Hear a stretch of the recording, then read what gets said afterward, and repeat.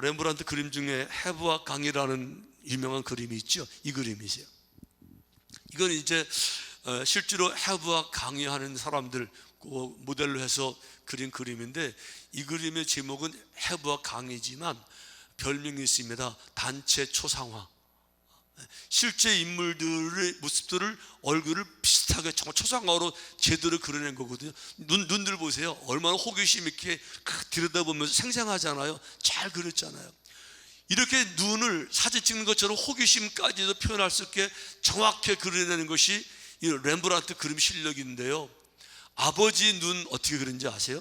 한번 보여주세요. 아버지는 이렇게 그려놨어요. 아들 걱정에, 방탕한 아들 염려에, 고생하는 아들 다 망가진 저 LA에서 라스베가스에서 노름하다가 다 탕진하고, 그리고 저 LA 한인타운에서 마약에 취해서 구걸하는 아들이 있다 그러면 그 아들 생각하면서 어떻게 한국의 아버지가 편하게 주무실 수가 있겠어요? 그 밤낮으로 아들 걱정에 눈물 흘리면서 그 눈물의 진물은 이 아버지의 눈을 이렇게 이제 그려낸 거예요. 그래서 이 그림을 보는 모든 사람들이, 아, 렘브란트는 하늘 아버지의 사랑을 제대로 알고 있구나. 그래서 그 말에 이제 감동이 되는 건데, 어떤 신학자들은 이렇게 말해요. 이 돌아온 탕자의 비유에서, 우리는 그 돌아온 탕자라고 이름 붙였지만 주인공은 돌아온 탕자가 아니고, 탕자가 결단하고 회개한 것, 이게 위대한 것이 아니라 그 아들을 아무런 조건 없이 두 팔로 맞아주신 아버지의 사랑이 훨씬 더 위대하고, 이게 주제가 돼야 되고, 탕자의 비유의 제목을 바꿔서 아버지의 사랑 비유로 합시다. 그런 신학자들도 엄청 많은 거 알고 계시죠? 어쨌든 여기에 우리 현실적인 문제가 있어요. 탕자는요 이렇게 생각했습니다. 자기 자신에 대해서 정말 무가치하다고 생각했어요. 그것이 사실은 바른 판단일 수도 있습니다. 내가 자기가 부끄러운 일 해놓고도 부끄러운 일 한 줄 모르는 사람들이 얼마나 많아요. 인면수심이라고 부끄러운 짓 해놓고도 부끄러운 짓 알지 못하는 사람들이 얼마나 많아요. 저는 우리 정치하는 사람들이 좀 알았으면 좋겠어요. 최소한도 인간으로서 정말 못할 했으면 좀 부끄러운 척이라도 해야 되는데, 그런 모습이라도 회복되는 게 얼마나 중요해요. 탕자는 최소한 그런 사람이었어요. 아버지 돈 절반, 아버지가 평생에 모은 돈 절반, 그거 강제로 떼써가지고 그냥 뺏어가지고, 그리고 나와서 사업하다가 실패했으면 그 용서라도 되죠. 최선을 다한 거니까. 그게 아니고 성경에 보니까 창기와 함께 먹어버렸다, 창기와 함께 먹어버렸다. 도박하고 그냥 활락을 즐기고 마약하고 이걸로 탕진하고 났다가 나중에 그런 자기의 모습을 바라볼 때 얼마나 본인이 부끄럽겠어요. 얼마나 후회스럽겠어요. 그러니까 이 탕자는 자기 자신에 대해서 정확하게 인정합니다. 나는 자격이 없는 사람, 나는 무가치한 사람. 그래서 아버지 생각하면서 이렇게 말합니다. 지금부터는 아버지 아들이라 일컬음을 감당하지 못하겠나이다. 나를 품꾼의 하나로 보소서. 나는 아들 자격도 없고요, 아들이라고 부를 수도 없고요, 나를 그저 품꾼으로 그냥 지나가는 모습으로 이렇게, 왜 나는 아들 존중받을 자격 없고, 사랑받을 자격 없고, 축복받을 자격 없고, 위대한 꿈을 이룰 자격 전혀 없고, 내가 태어나서 자란 내 모습 보게 되면 내 부끄러운 거, 내가 행하는 양심, 의리, 정직 이런 거 아니라 온갖 죄악으로 얼룩져 있는 가장 시시하고 찌찌하고 연약한 나 같은 사람, 작은 것도 참지 못하고 그냥 쾌락에 즐기고 작심삼일이라고 뭘 마음을 먹고 날마다 넘어지는 내가 무슨 의미가 있습니까? 아버지 귀한 줄 모르고 그 재산 갖다가 이렇게 먹어버린 내가, 나는 정말 인생으로 나고자 합니다, 이런 생각할 수 있잖아요. 그러면서 이 아들은 이렇게 생각했어요. 아버지도 이런 나를 미워하실 거야. 아버지도 이런 나를 인정하시지 않을 거야. 나는 아버지에게 사랑의 대상이 아니라 아버지에게 경멸의 대상일 거고, 아버지에 가게 되면 나는 매를 맞을 거고 쫓겨날 거고, 아버지에 가게 되면 아버지가 나를 야 쟤 누구야 쫓아내버려 이럴 거야, 미움의 대상일 거야 라고 생각했는데, 오늘 성경 말씀 보니까 렘브란트 그림 보니까 아주 큰 소리로 아니요 이렇게 소리 지르는 것 같아요.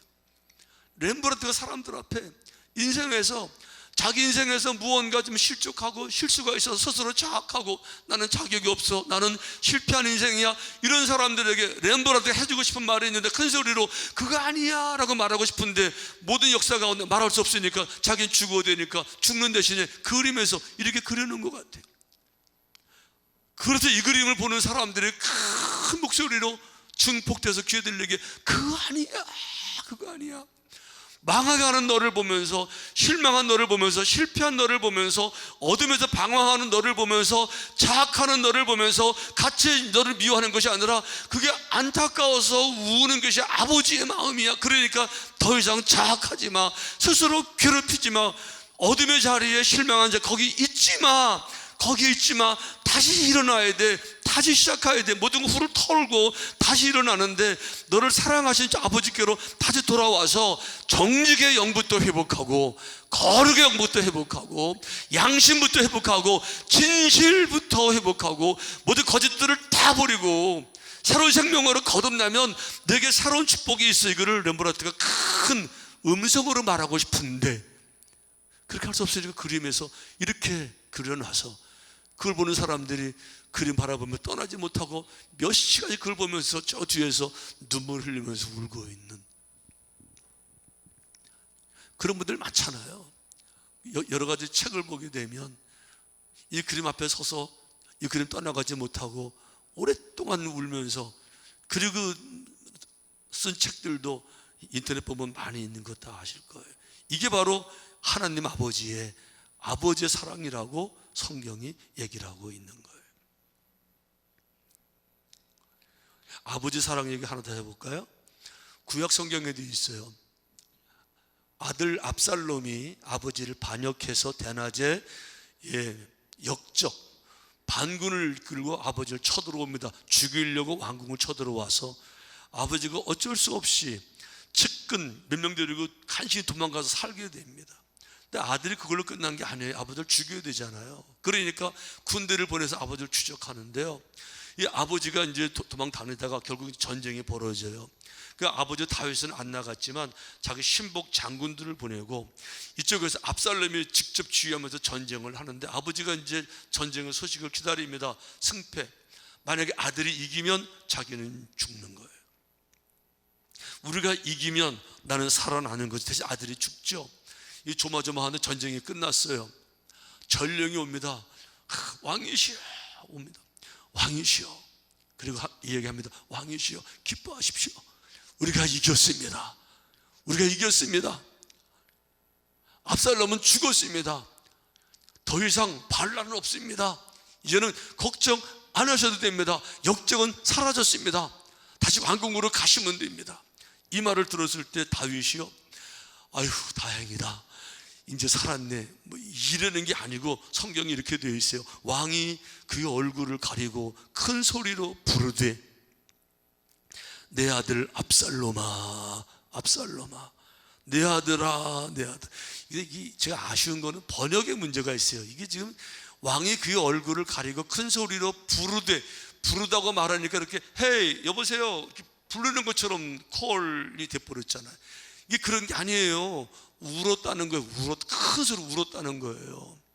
영어 성경의 NIV는 여기를 crying, 큰 소리 cry 했다고, 울었다고 말했는데 영어 현대 성경은 이렇게 번역했어요. 정확히 번역했어요.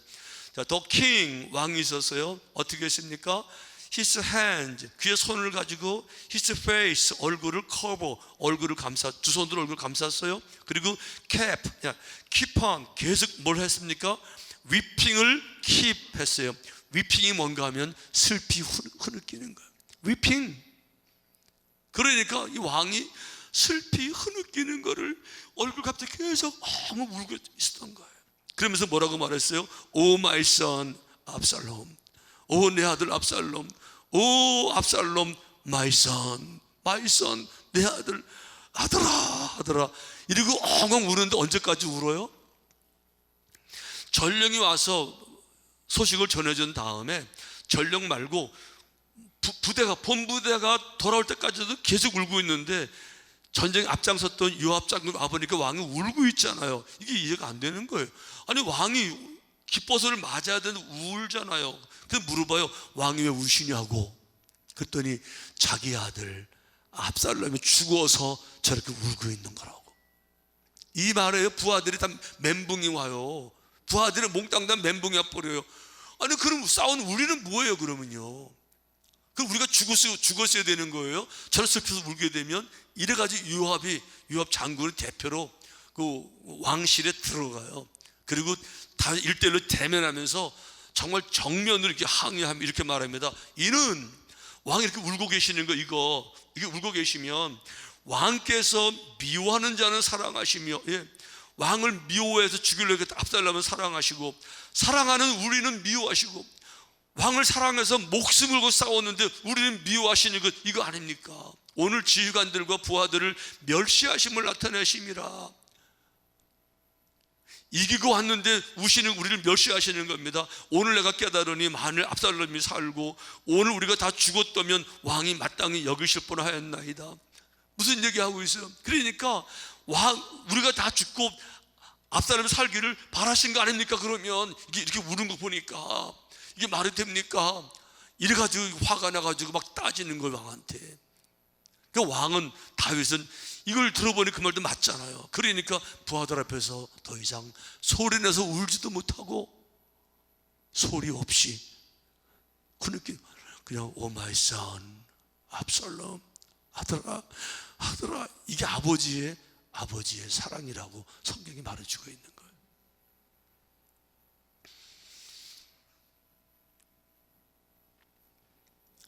여러분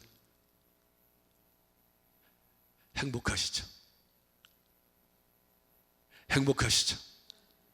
하나님 그렇게 우리를 사랑하신다는 게 행복하시죠?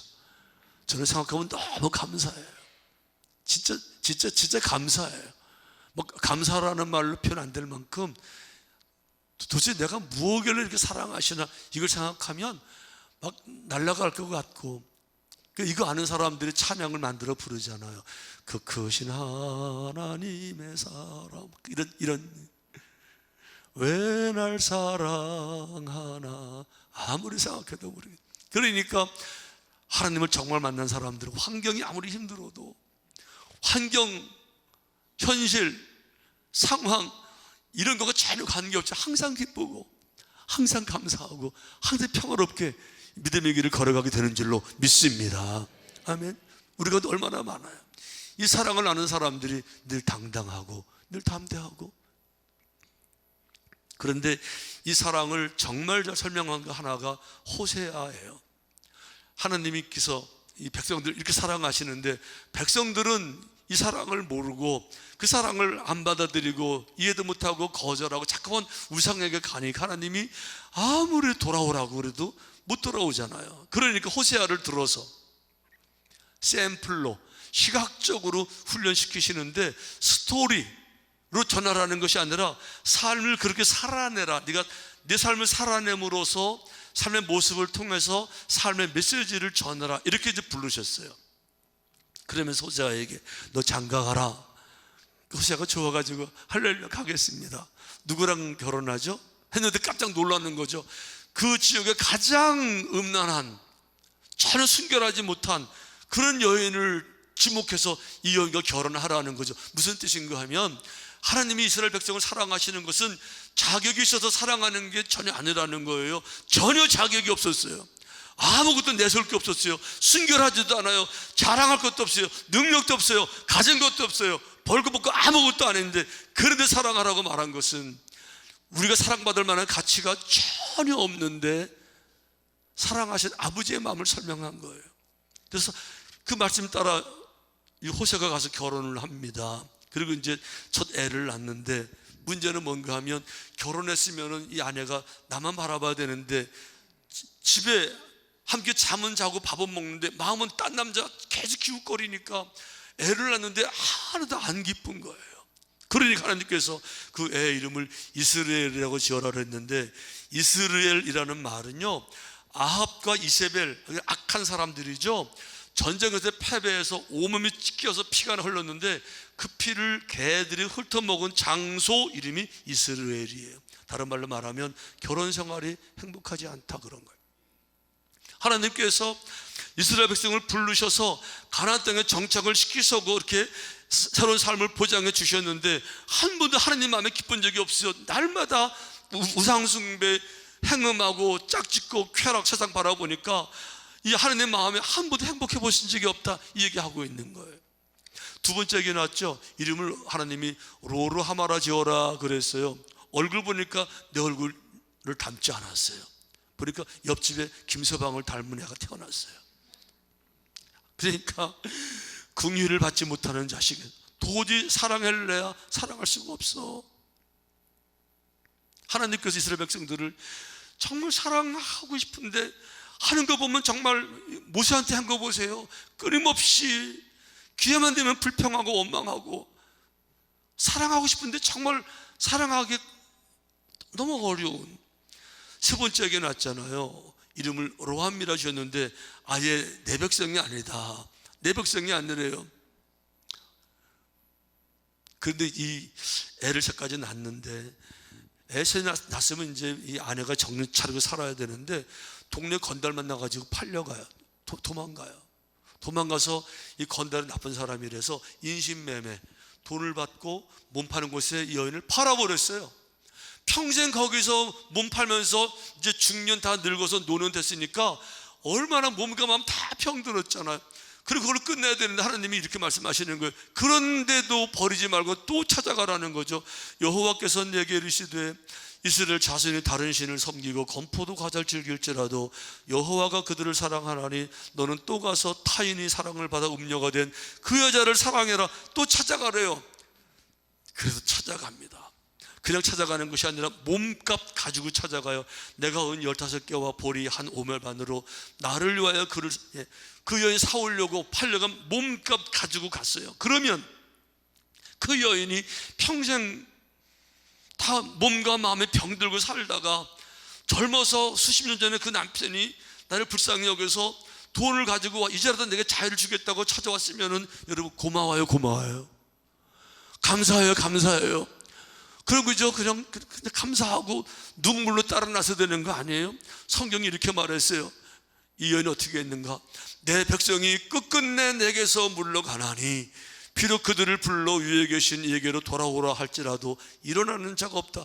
끝끝내 물러갔대요. 끝끝내. 이게 무슨 얘기인가 하면 한국 정황으로 만나면 이런 거예요. 호세아가 돈을 싸들고 찾아갔는데 다 늙어서 몸과 마음 다 병들었는데 찾아갔는데 그 아내가 바라보면서 아유 뭐 여기까지 오셨냐고 이렇게 하는 것이 아니라 악을 바락바락 쓰면서 이끌어 보니까 좋냐 좋냐, 너는 벨도 없냐, 뭐하러 찾아와가지고 창피하게만 막 악을 바락바락 쓰고 있는 것이군요. 이 정도가 되면 이제는 아유 진짜 안 되겠다고 돌아와서야 되는데 호세아 마음속에 너무 불쌍한 거예요. 망가질 대로 망가지고 병들 대로 다 병들었는데 남은 건 악밖에 죄밖에 없어. 그렇게 이제 끝나는 게 너무 마음은 슬퍼서 눈물을 흘리고 슬퍼하는데 하나님이 호세아에게 말을 걸어오시죠. 호세아야 호세아야 너 왜 우냐? 네 마음은 슬퍼요. 그 네 마음은 슬프냐? 나도 오늘 내 얘기 좀 해보자. 사실은 나도 슬프다. 나도 슬프다 호세아야.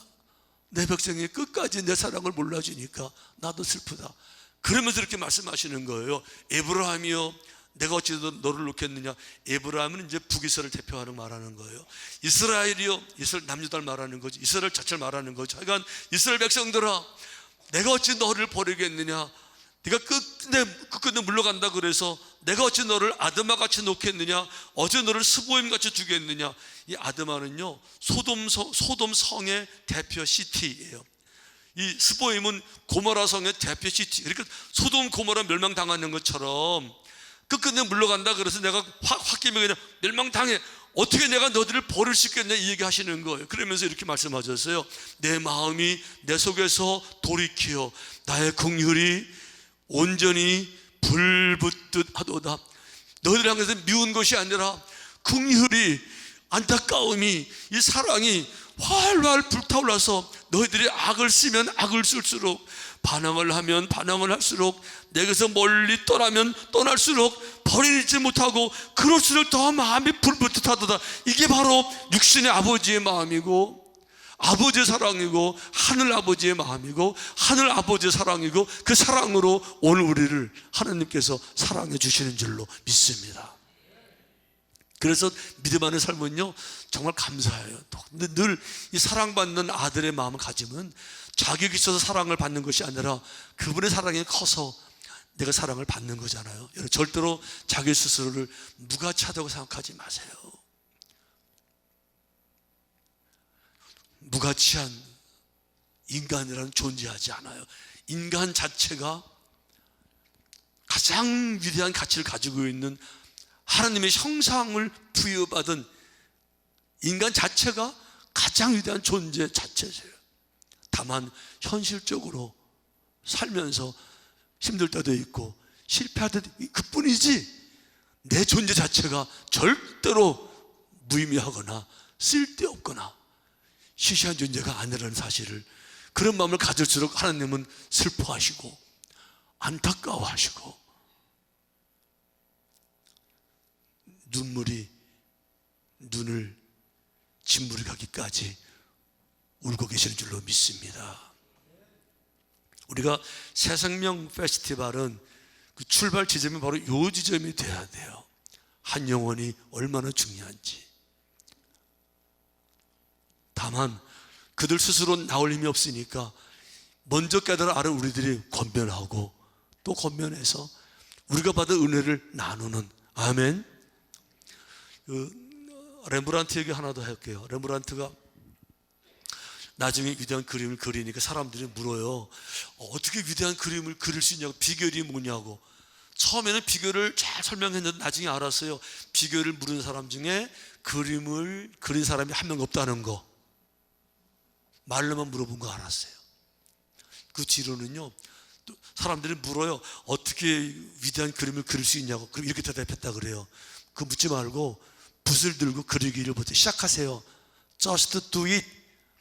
일단 시작하세요. 시작하는 와서 물으라는 거예요. 시작하라는 거죠. 시작. 전도가 똑같아요. 뭐 전도의 사명, 전도의 필요성, 그거 아무리 말 알아도 다 소용없어요. 전도 시작해요.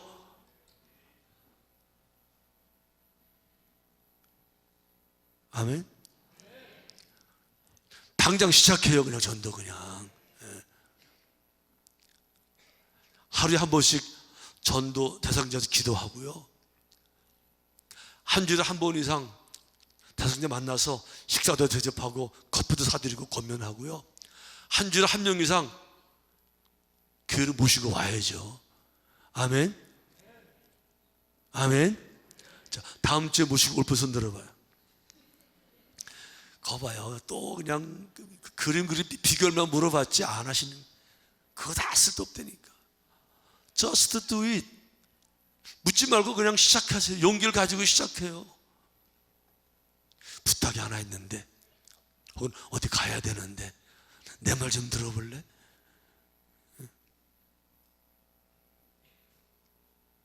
우리 오늘 말씀을 정리하십시다. 아버지의 사랑 가운데 있는 우리들을 누가 방해할 수 있겠어요? 누가 우리의 삶 속에서 우리를 근본적으로 실망시킬 수 있겠어요? 우리가 주의 사랑 가운데 있는데, 이 사실 아는 여러분 늘 당당하시고요, 늘 떳떳하시고요. 다만 아직 주를 모르는 모든 분들 바라볼 때 아버지의 마음 같이 가지셔서, 그 마음 같이 가지셔서 아버지의 눈물을 닦아드릴 수 있는 그런 삶이 되시기를 주님의 이름으로 축원합니다.